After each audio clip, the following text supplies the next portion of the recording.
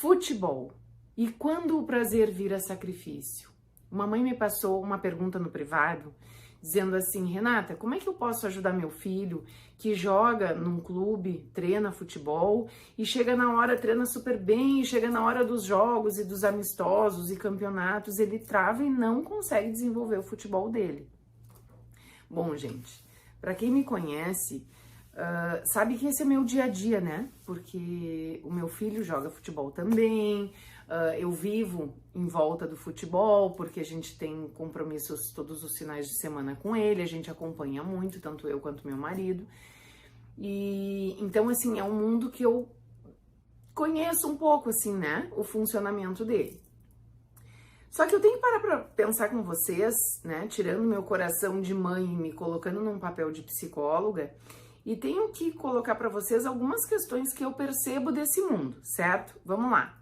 Em primeiro lugar, a gente precisa separar se o prazer maior está sendo o prazer dos pais, porque os pais, quando gostam de futebol, eles gostam muito dessa vibe de acompanhar o futebol, entende? Então, a gente tem que separar se o prazer maior está sendo dos pais ou dos filhos. Esse é o primeiro ponto. Segundo ponto, a gente tem que entender se o nosso filho, ele tá se divertindo ou se ele tá entrando para uma fantasia de uma competição desenfreada já na idade dele, né? Porque o futebol, ele tem que entrar na vida dos adolescentes como um grande treinamento.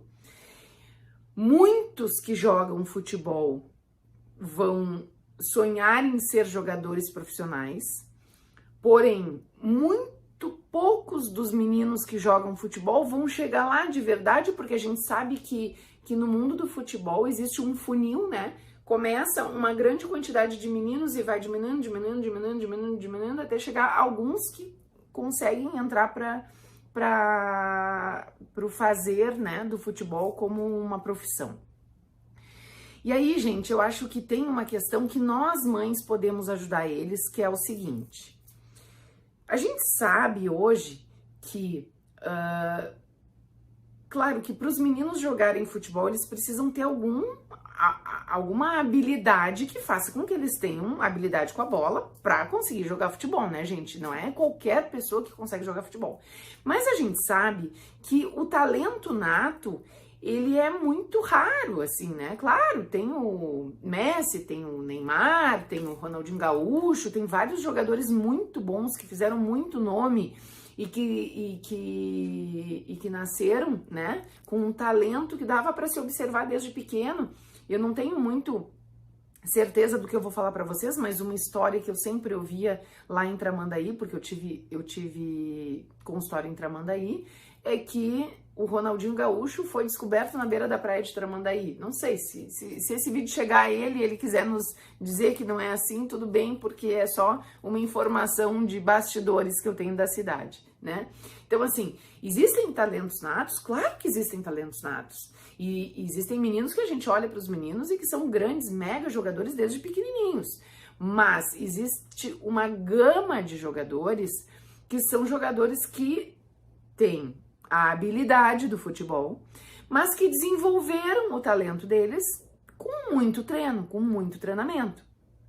Então, eu acho que é importante a gente olhar para o nosso filho e passar isso, né? Por quê?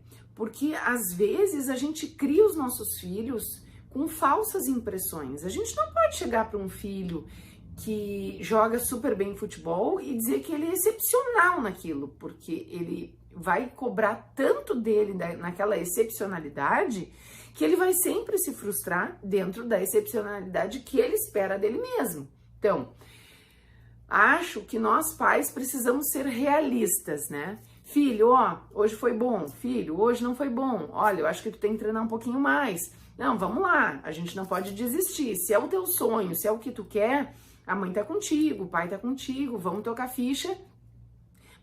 Mas a gente tem que passar para eles a noção de que as coisas são difíceis mesmo, que a competitividade é grande, que muitas vezes em alguns times uns são escalados, outros não são escalados, às vezes é justo, às vezes não é tão justo assim, mas que a gente tem que encarar que a vida ela não é sempre tão justa assim, a ponto de a gente se decepcionar e querer sair ou parar de enfrentar algum projeto só porque a gente não gostou de como andou as coisas naquela situação, né? Então, assim, eu acho que nós, enquanto mães, podemos ajudar os nossos filhos mostrando para eles que é uma caminhada difícil, mas que tem que ser prazerosa, né? Eles têm que estar se divertindo, eles têm que estar gostando, mas mesmo dentro da diversão e mesmo dentro do gosto, eles têm que ter o esforço deles, porque nenhum jogador virou jogador sem treinar.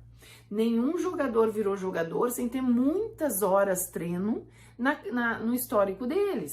Então, eles têm que baixar a cabeça e treinar, eles têm que entender que eles vão se desenvolvendo com o tempo, que cada um tem o seu tempo, assim como lá na aprendizagem, no futebol também é assim. Cada um tem o seu tempo. Uma vez eu ouvi de um técnico assim, Renata, tu tem que entender que às vezes o melhor do ano de 2008 é diferente do melhor do ano de 2009. Às vezes vira o ano, o que estava jogando super bem dá uma adormecida, o que estava nos bastidores começa a jogar a milhão, e é muito cíclico, porque depende muito tanto do desenvolvimento físico dos meninos, quanto do esforço, né? Então, dica, sempre falar a verdade com os nossos filhos, apoiar eles, né? E sempre mostrar para eles que o esforço tem que ser maior em muitos momentos, porque tá todo mundo treinando. Então, se tá todo mundo treinando e se tu quer aquilo ali, tu também tem que treinar. Ou tu tem que parar para pensar se é realmente aquilo que tu quer. Agora, caminho fácil não tem nada que a gente escolha, né, gente? Qualquer coisa que os nossos filhos escolherem, eles vão ter que batalhar bastante para conseguir.